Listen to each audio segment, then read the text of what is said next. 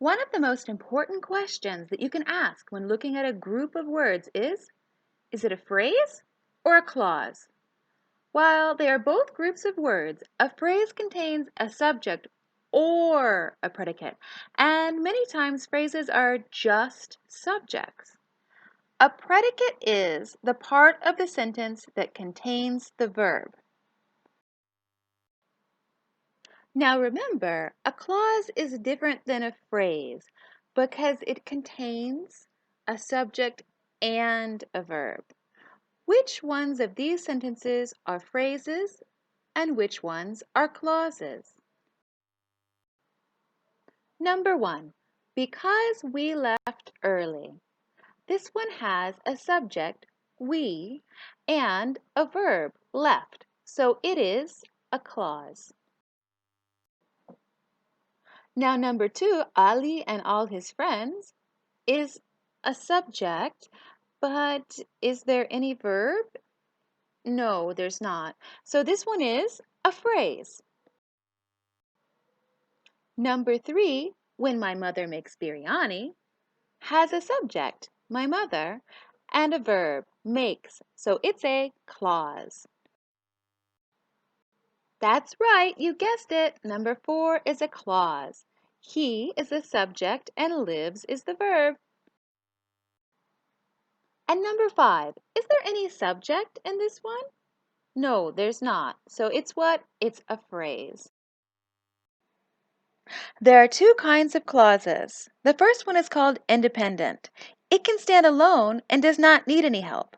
Like this sentence, I like Mountain Dew. I is a subject and like is a verb. It's a simple sentence. Then there are dependent clauses, like this one, because it is sweet. Yes, there's a subject, it, and a verb, is, so it's a clause. But you have the word because, and this word shows that you need more sentence to explain the complete meaning. Are the clauses below independent or dependent? Let's read them to find out. Because we left early. Is that complete? No, we've got because. Because we left early, what happened? What's the rest of that sentence? Number 2, while I was in Salalah. Well, what happened while you were in Salalah? Because of the word while, we know that there needs to be more sentence. So it is not complete. It is a dependent clause. Number 3, when my mother makes biryani. Well, what happens when your mother makes biryani? That word when shows us that we need more sentence to finish the idea. So this is a dependent clause. It is not independent. It cannot stand alone. He lives in Barca. That sounds complete.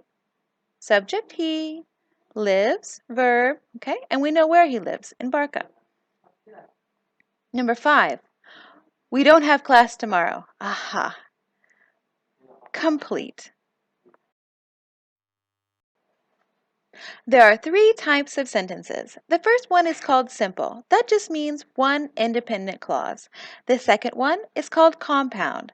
That means 2 independent clauses that are linked together. And the third one is called complex. That is a sentence with an independent clause and a dependent clause linked together. Here are some examples of simple sentences that have one independent clause. I like Mountain Dew.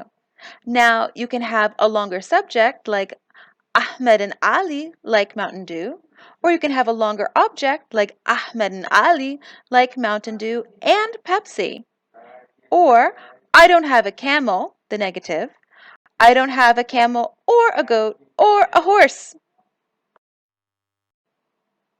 You can also make a compound sentence by combining 2 independent clauses, usually with words like for, and, nor, or, yet, but, or so.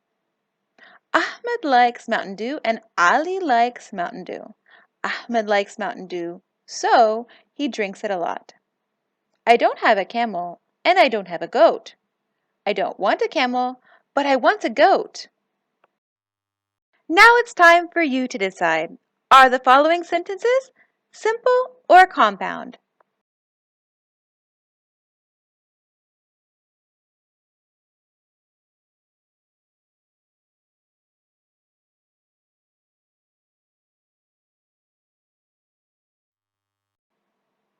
Now we have complex sentences, which are one independent clause and one or more dependent clauses.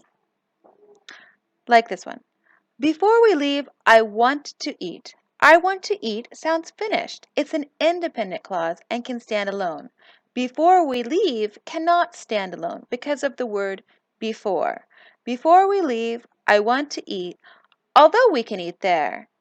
We can eat there could stand alone, but because of the word although, this part is dependent. I like Mountain Dew because it is sweet and because it has caffeine. Because it is sweet, we already said is dependent because of the word because, and we have a second dependent clause because it has caffeine.